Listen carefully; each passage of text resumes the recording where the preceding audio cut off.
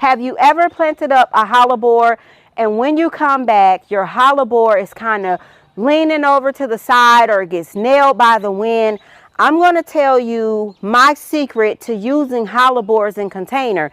There's a little bit of prep work that we're going to have to do in the beginning, but it's going to be oh so worth it. And the good thing is, since we're only using one hellebore in this arrangement, don't worry, one hellebore will give you all of the pizzazz that you're going to need or that you thought you need, especially because the plants that we're going to be using in this arrangement. But let's go ahead and start the prep. So let's get the hellebores, and then from there, we're going to go shopping for a tree. I seen it earlier in the season. I should have picked it up, but I didn't. So let's go prep, and then from there, we'll head out and start shopping.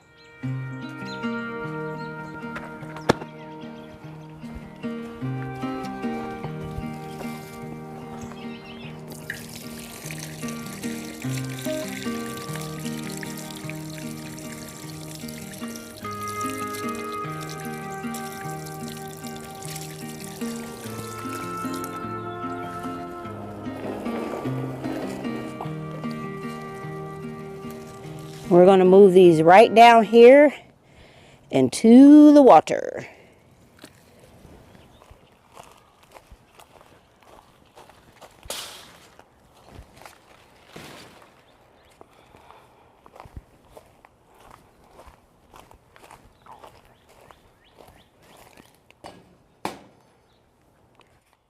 We have some beautiful hydrangeas here. I'm so excited about them. They are one of my favorite type of hydrangeas because they are the hydrangeas that I grew up looking at and just being totally obsessed with them. And it's no surprise that this obsession continues into my adulthood. Get in close because these are some of the most beautiful hydrangeas. And whilst they are not in full bloom yet, you'll still be able to enjoy and appreciate the color that they're giving now in the early season. Because with your hydrangeas, you're going to always find that no matter what stage they are in, even though if you have one of those late frosts and you don't get any blooms, you still can appreciate the big, beautiful green leafery that you get. It'll just look like a leafy green shrub, but if you're new, you might not know. But if you are a oldie but a goodie and you have been on the channel for quite some time, you already know, baby, when I don't get blooms, I cut and I cut and I cut and I propagate to make sure I have beautiful blooms. Don't tell nobody now. And don't sell them. Give them over the fence and we'll get off our soapbox. Let's get into these. Okay, so with these hydrangeas here, this is what they look like now. I mean, look at that. Now, to me, that's absolutely gorgeous. Look at that. That is absolutely gorgeous. Or I would say, but I believe that we should be able to find one with a little bit of blooms in it, like this one. A little bit of color rather in the bloom. And I will say this.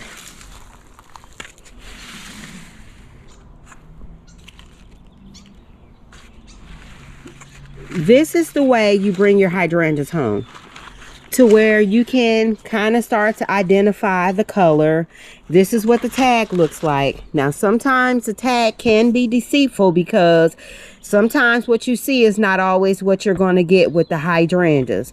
So this is a Merritt's pink hydrangea, and they require part sun 3 to 6 hours, and they bloom in the summer. Now, you do have hydrangeas that are a continuous flowering hydrangea shrub.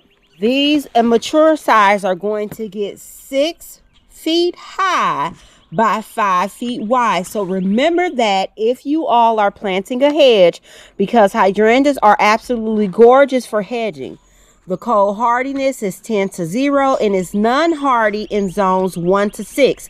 So for my southern girls, my Florida girls, this might be an option for you.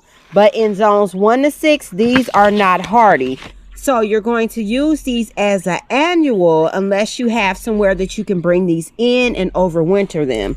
So absolutely love these, and they're going to provide an instant pop of color. I got the same exact variety here, a Merit's Pink Hydrangea, and I'm super duper excited.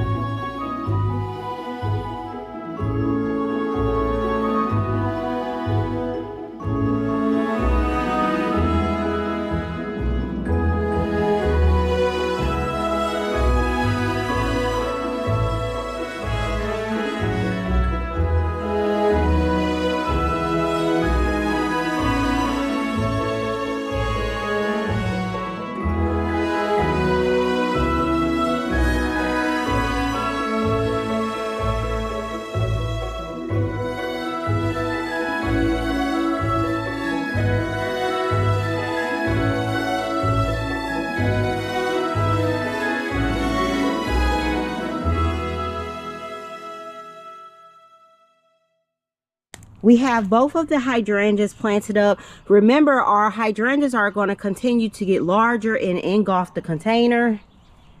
Same thing right here for these hydrangeas, and I'm super excited about just having some instant color here. And these blooms are going to get huge, absolutely huge. I mean, look at them. Just absolutely beautiful. Now we'll move on to our next project. While they soak, we shop. When we come back, we'll plant up our container. I want to look at the fruit trees, see what all they have available. This is what I'm coming back here for. I wanted to look at the mixed fruit trees. If you have a small garden, this is going to be perfect for you. So this is a fruit cocktail 3-in-1. And on this one, you have a prunus fruit cocktail. That's the name of it. You have a peach early Alberta. You have an apricot Moore Park, an apricot Blenheim or Heim, and a peach contender. But that's not the one I want. I want the peach medley tree. So on this one, again, it's a 3-in-1 fruit tree. And let's pull one out. So I want to look at them because I want some good, nice, strong branching, honey. Give it that good branching. Okay, so on this one, okay, it's the same one that I just pulled out. So this is the fruit cocktail and not the peach medley. So with the peach medley, it's 3 fruit trees in one. So here is one right here. So we're looking at a peach Red Haven, and it has a peach Reliance and a peach early Alberta. So this actually looks pretty good, and it's 3 fruit trees grafted into one stock. Definitely getting warmer. So let's get this out of here.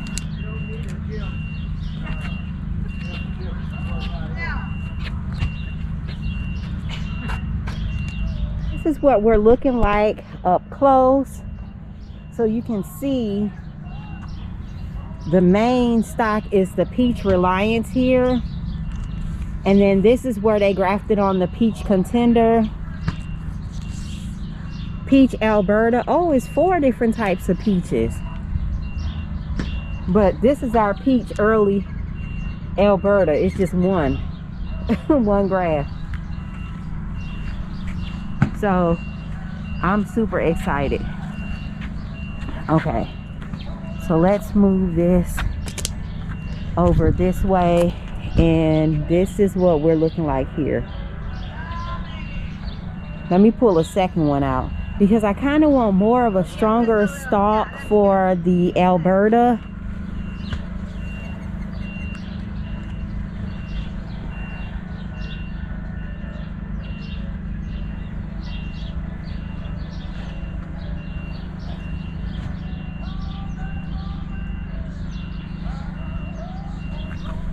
Let's grab this one.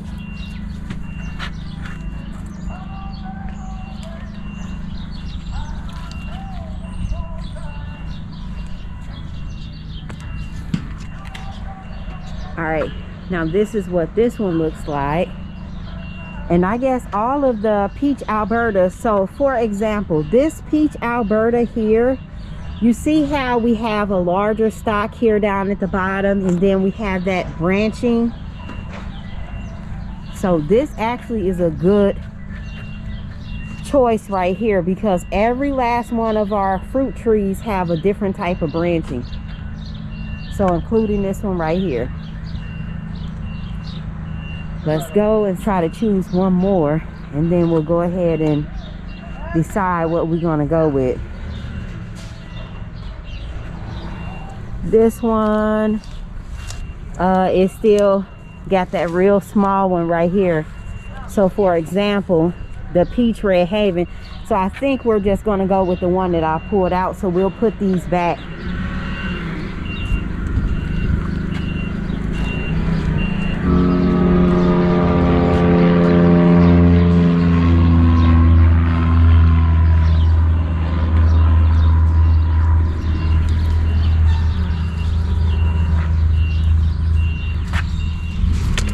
Got these trees all stuffed in here just any old kind of way.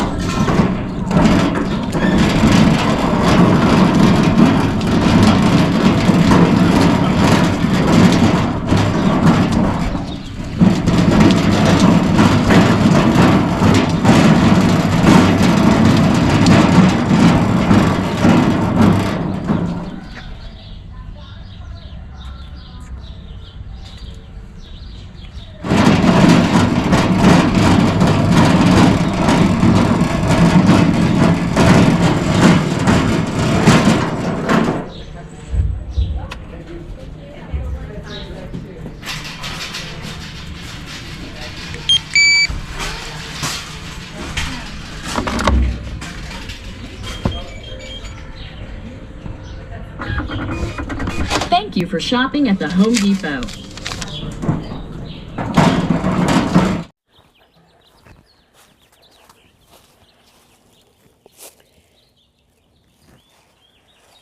For right now, this is where we're going to set our peach tree. I'm super excited.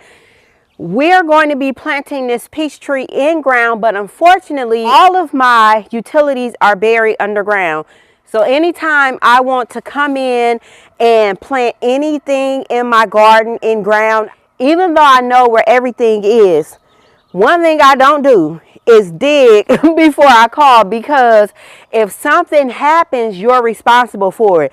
And I don't want to be responsible for something that I should not have to be responsible for, or just cause a mishap, not only for myself or someone else, when it could have been avoided just by calling, because I could be off, you know. Hey, so what we're going to do now is, I'm not sure if you realize, did you see how bare everything was when we went out there to look for the tree? So what I want to do is, I do want to make another run. We still have our hollow bores soaking. They will be fine. They will take up as much moisture as they absolutely 100% can.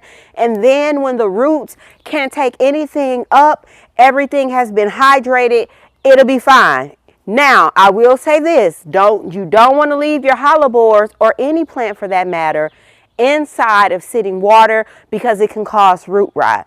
But I think we're going to head over to some other Lowe's in Home Depot, see what we can find. I have some arrangements that I want to get done, and there's a flower that I'm looking for according to my plans. So what happens is, every year when I'm planning out my garden, I like to sit down the year before and I go over my plants, what flow, what type of vibe I'm giving my garden. After I come up with my scheme, then from there I start planning my plants. How many plants do I need? How grand of a scheme am I going to make this situation? Once I realize all of that, then I immediately start looking for plants. The plants that I can pre-order, I pre-order. And most often, I typically start with the plants that I already have on hand. We'll get back to that a little bit later, but we're going to stop, grab some coffee, because I'm telling you, this has been a very long day, and I'm not complaining about it, because I was really just in my element out there shopping for trees. I really had to kind of keep myself on track. This is what you came here for. And I have to realize my space that I have here. I have a very small garden, because if it was up to me, I would have so many trees planted.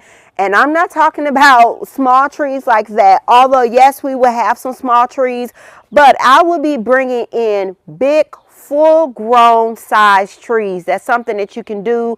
I mean, it's just something that's been around for a very long time. If I had it my way, I would have acres upon acres upon acres upon acres upon acres, but that's not what the cards that I'm dealt right now. So I got to play my hand where I'm at, and I'm 100% perfectly fine with that, because sometimes bigger is not always better. Bloop. But when you're trying to develop a garden, there is a luxury about having a large garden and being able to come in and create those large garden rooms, those large landscapes. I mean, it's just something absolutely fabulous about that. But the fabulous thing about creating a small garden is you can cultivate a magical place where you do not have to spend that much money. You really can save a lot of money and just go out and pick those plants specifically. So maybe you don't have as large of a collection of perennial plants, or annual plants for that matter, but you have it and do it on a smaller scale. And it's something beautiful about small gardens. It really pulls out your creativity. It forces you to lend your mind, okay, how can I make what I have work on my small footprint here? And that's what we're going to be doing. So super duper excited about the plant, but I think I'm more excited about these containers that we're going to be planting up, because when I tell you the colors are going to marry, the colors are going to marry ever so effortlessly. So let's stop and let's get coffee first. Hi, thank you for choosing Starbucks. How are you? I'm fine. How are you doing? I'm doing pretty good, thank you. Hi, can I have a pistachio cream frappuccino? What size would you like? I would like it in venti, but I also want it to be made with almond milk. For sure. No whipped cream, none of the brown sugar topping, and then I would like a dome lid. Yeah. Okay, and then do you have any banana, walnut, and pecan loaf? For sure. And I'd like a slice of that, and that completes my order. Perfect. And you said you did want a dome lid on that Frappuccino, even though there's no whip. Yes, please. Perfect. And you wanted that banana nut loaf warmed up? Oh, sure. Thank you. I forgot to ask for that. You are perfect. Yeah, all good. Awesome. We'll see you at the window. All right. Thank you kindly. Yes, ma'am.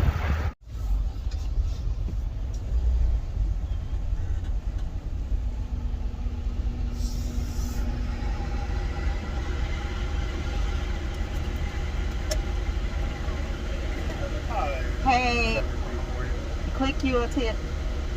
Click you a tip. You said what? Click you a tip. Oh, Now what you about to do, Darius? Don't get. Well, how much you put on there? 100. I'm joking, just $1. Now.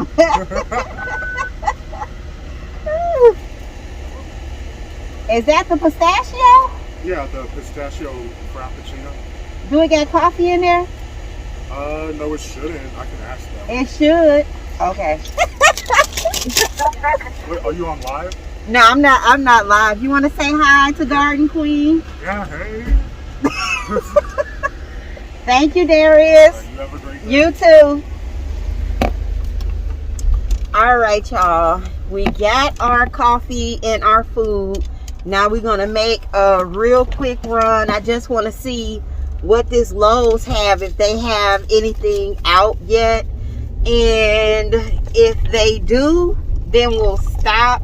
But if not, then we won't. So we'll just do a drive-by because I'm not really seeing any type of inventory that I'm looking for. It's a few plants that I actually need to be able to complete this container recipe.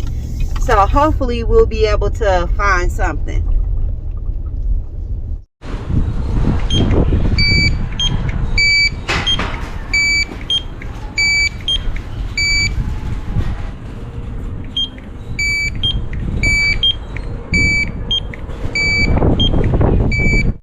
We made it back. I feel like we had a lot of success, and I did snag some of the most beautiful primrose. We are going to pot up a beautiful spring arrangement, and I'm so excited because the colors, baby, they about to marry together, okay? I think what we'll do, we'll get the containers out, then I'll show you the plants that we're going to be using for this beautiful arrangement.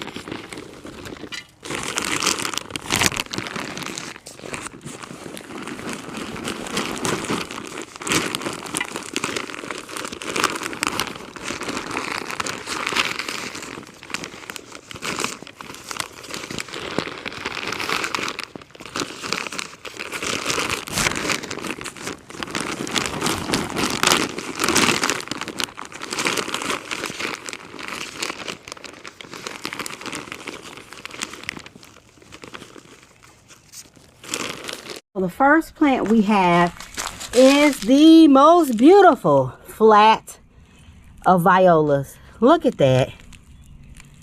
Look at that. Then we have some gorgeous pincushion flowers and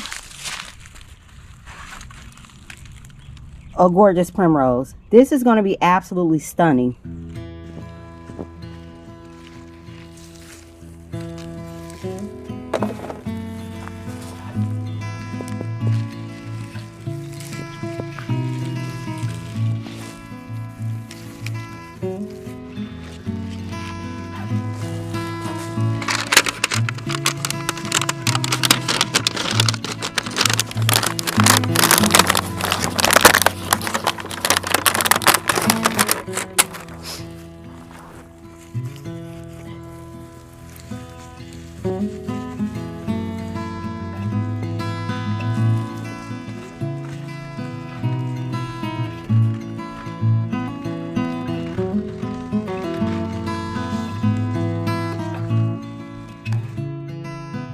So here's this arrangement. So right here we have a beautiful sweet viola, and you see how the colors are just marrying so well together. If we look at this, we have our beautiful hellebore at the top, and it's given those yellow hues and undertone.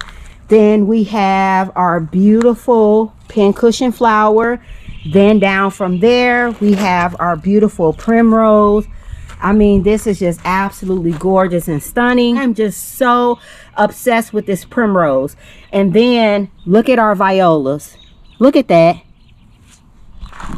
This is a sorbet pink lavender. Ah! It's given. It is given. Yes, honey. I absolutely love it. Look at that. And this one got knocked off in transit. We'll come out and cut that tomorrow because pincushion flowers are absolutely gorgeous. And one of the things I love to do with my arrangements is, to me, it's an added bonus if I can come out and cut from my containers and bring the blooms on the inside. So I can do that with my pincushion flowers as well as do that with my hellebores. And I am super obsessed. Look at that. And just look at them side by side.